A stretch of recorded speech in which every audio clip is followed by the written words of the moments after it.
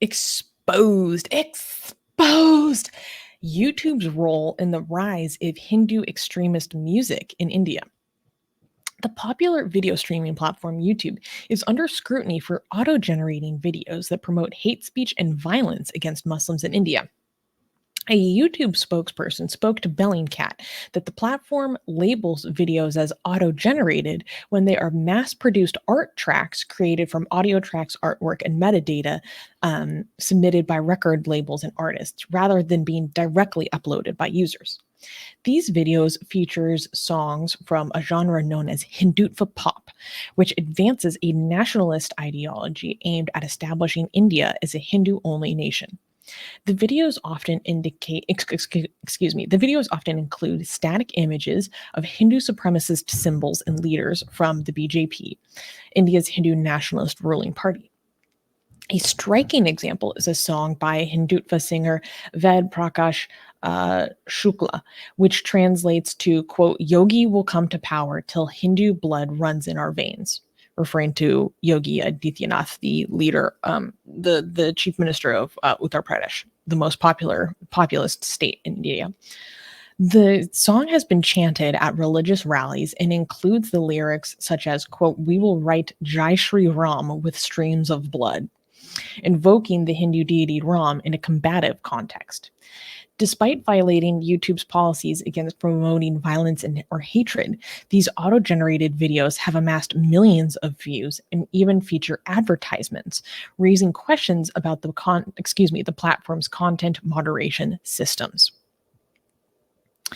Yeah, Imran is saying sounds like ISIS-style videos, to be honest. Yep. You're not going to catch an argument from me. Wait, so what is this auto generation feature on YouTube? How does this work? I haven't heard of this. Like, what is this exactly? So this is a process that I don't fully understand. So like you can say, for example, like I look up a song that I want to listen to on YouTube and I don't find the music video for the song, but I find the song, and on the channel it's on, it's like a topic channel. I think if people like browse YouTube a lot, you kind of know the kind of channel you're talking about, where it's not a normal channel, it's like a topic channel. And somehow this is taken from YouTube, basically like aggregating a bunch of data and then putting it together and then putting it onto the platform. And then later these artists can come and claim the topic channel as their own and take control of it.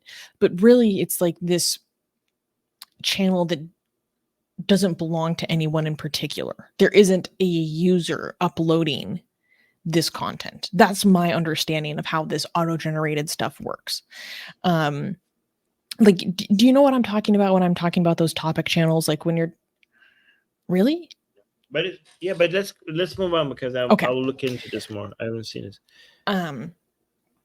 So yeah, basically I found this article by Bellingcat that I thought was really, really interesting. And it was an investigation into these hate songs. These are hate songs. These are supremacist songs. They promote violence explicitly.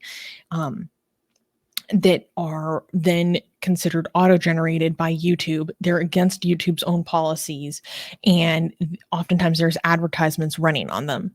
And what can happen is that sometimes there are songs or users or creators that have previously been banned before, but because of this auto-generating feature, they're basically put back onto the platform and they're generating millions of views. And these are songs that have been used in documented cases of them being used at hate rallies or rallies where they go and intimidate local minorities. Mm-hmm. Right. Yeah. Okay. So why this is spreading a lot? I don't know. I think YouTube has a double standard when it comes to extremism in from Western countries and shutting that down. And when it comes to from India, they seem to tolerate a lot more bigotry as long as it's from India. I think they're really afraid of the backlash. I think because the extremists in India are in the government as well. So if you try to censor this, it's not just the people that would get upset. It's also the government that thinks that this is an anti-Hindu position. So I think YouTube is afraid of like pissing off the BJP, and that's why there's a Mhm. double standard. Like in Europe, if it's the same level of extremism, if you see it anywhere in North America and Europe, YouTube is really quick to take action on it. But if it comes from India, they just allow it. It just Yeah. seems like they allow it. There seems to be a double standard there. Yeah. Yeah, here are some examples of other lyrics. They happen like, we will not rest until Ram's temple is built. We will take bullets or daggers to our chest. Another one is, you must chant Jai Shri Ram if you want to live in India. We will chase and shoot you if Wow. you don't chant Jai Shri Ram. And then also eradicate love jihad. There was another one. Jai Shri Ram, but guys. By the way, for people who don't know, this is the Allahu Akbar version of Hinduism, right? Mhm. Allahu Akbar. So imagine if you had songs saying that we will shoot you if you don't say Allahu Akbar. Everybody who lives in, I don't know, this country has to say Allahu Akbar. Oh Or yeah, if if you don't here's say it, another one. If you want to live in India, like you must say an ode to the motherland. Or also basically there was another lyric that's saying, if saffron frightens you, like leave India. And obviously this is very this is anti-Muslim bigotry, just plain and simple, and it's dangerous. And we see that there are literally documented instances of it being used to go terrorize local Muslim populations. And the article is really interesting because it talked about how kind of you were saying this double standard, and it's basically because the answer is pretty simple. It's because YouTube invests, or Google Alphabet as a company invests more in English moderation for a number of reasons, because that's where they have the biggest market, and because that's where they have a lot of advertisers, right, in the English speaking market. However, they argue that it's actually more important for YouTube to invest in moderating in languages in more volatile countries, even if they have less of a market. You can't just follow the market in this instance, because this has consequences in very volatile countries. And there, we know for a fact that, like, content on YouTube and content on Facebook and content on WhatsApp, we know that it's already played a role in genocides around the world, particularly the Rohingya genocide. Facebook itself and its own, in what's the word I'm looking for, like internal investigations, has identified that. So the answer is not, we can't just only do English moderation. They need to invest way more moderation in non-English languages. It's like a moral responsibility. I mean, just so I mean, you understand the effects of this. I kind of see the effect on it personally.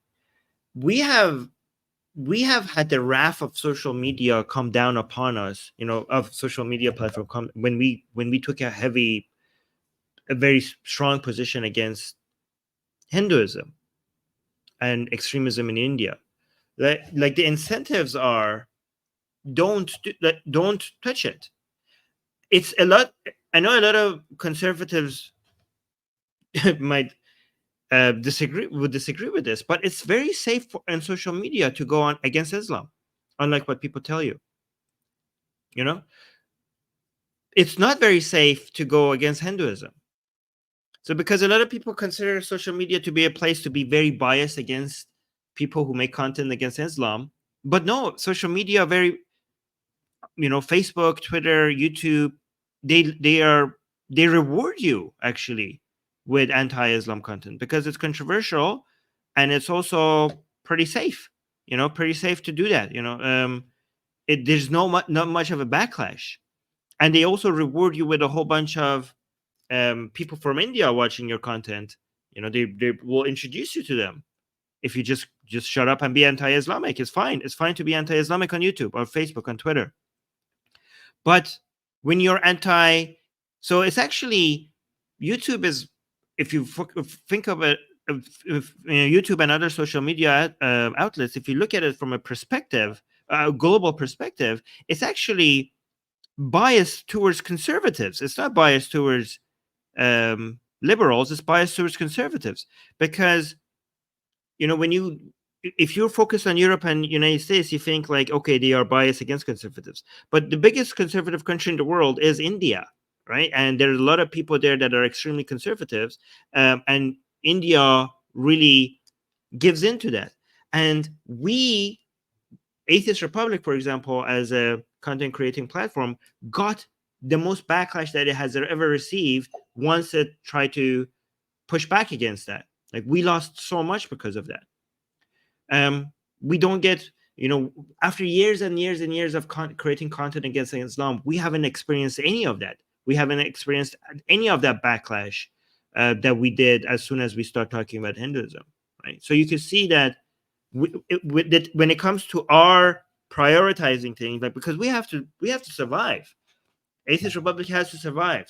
So if we evaluate what to do for the survival of our channel, we will just just keep bashing Islam. Don't, Hinduism, leave it alone. Why should we risk our platform here when creating content against Hinduism? Just keep going what's working for you. So you see that it's working. Like, when it comes to India trying to throw its weight around as a big, powerful country, and the effect that it has on Facebook, Twitter, and YouTube, it's working. When it comes to us prioritizing what content to create, us as a small content creator, it's making us focus more on Islam. I mean, right now, our Facebook is banned in India. Our Twitter is banned in India. It's not banned in any Islamic countries other than Pakistan. But India, also, your personal account on Facebook. A user in India literally can't even message Armin on Facebook. Yeah, my personal account is now banned in India.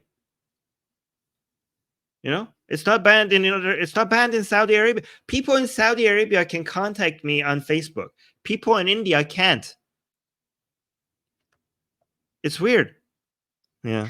I do want to make one distinction, though, because you said that it's less threatening. Basically, the distinction is that from the perspective of staying platformed, it is less threatening to criticize Islam than Hinduism. But I think it's important distinction to say that in terms of offline threat, criticizing Islam is still more dangerous.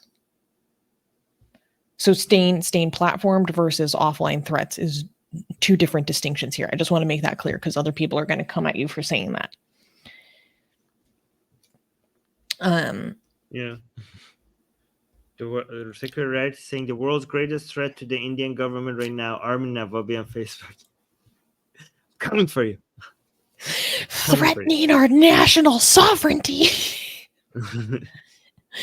I do want to say something important, though. Shikha is saying, do you believe it is possible because YouTube has a lot of Indian employees and even the CEO is Indian that he might be a Hindutva fanboy? I want to be very clear. I never want someone to make that equivocation. I never want someone to make that equivocation unless there is evidence that that specific individual has ties to the government. So, for example, in Facebook, there are a lot of examples of how individuals in high-ranking positions in India are given or have access to very high levels of the BJP. That's specific, and there's evidence behind those individuals. So it is irresponsible, and no one should ever make that accusation that just because a high-ranking employee is Indian or whatever background they come from, that they are inherently biased, or that they're part of the BJP. It never make that equivocation. This is an individual by individual basis. I want to be very clear. Yeah, but just to be fair to Shikha, she's just asking. She's not making that claim. She's just wondering. Yeah. So I just want to put that out there. Yeah. Also, Matt P just became a YouTube member. Thank you, Matt P. Thank you for joining Satan's Minions. Yeah. Thank you. All right. Can we? Oh, you forgot to unstart that. Yeah, there we go. Yeah. Okay. So can we clap for the next news? Oh my God. Sorry. Colwyn is saying that he watches The Young Turks, and that explains his political opinions 100%. Okay. Yes. This is, look at the channels they're recommending, and also AJ Plus. They are following propaganda, and they're like acting like they follow unbiased news. It's unbelievable. And they think that they're coming here and correct you. They're spreading lies. It's so funny how people who spread the most lies act like they're coming in and spreading the truth. One of his Yeah, sources of see, news is here's the thing. Some of those are more excusable than others, except I saw TYT and I can do nothing but throw my hands up and laugh. Yeah. Like Yeah. we had some wiggle room before, but as soon as I see TYT, I gotta throw it out the window, my friend. I'm sorry. Yeah. Oh Lord. All right. All I right. don't Can we? know how sorry. The cast of characters that has come out of TYT is just on a different level. Don't forget that Dave Rubin started out at TYT. Jimmy Right. Dore started out at TYT. Like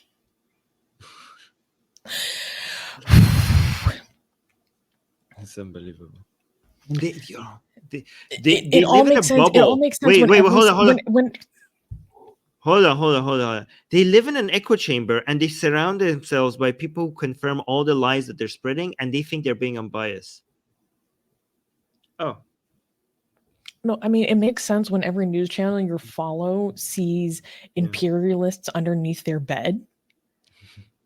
They wake up clutching their covers because they see imperialists underneath their bed, then yeah, that makes sense why you have the opinions that you do. But that's okay. That's okay. We can disagree. I'm happy that you're here anyways. Delusional. Oh, So Hex is celebrating their 1 month membership. Amazing. Yeah, saying speaking of wild stuff back in India, there was a weirdo who attacked a Jehovah's Witness for not being patriotic enough. Happened today's morning. Oh my god.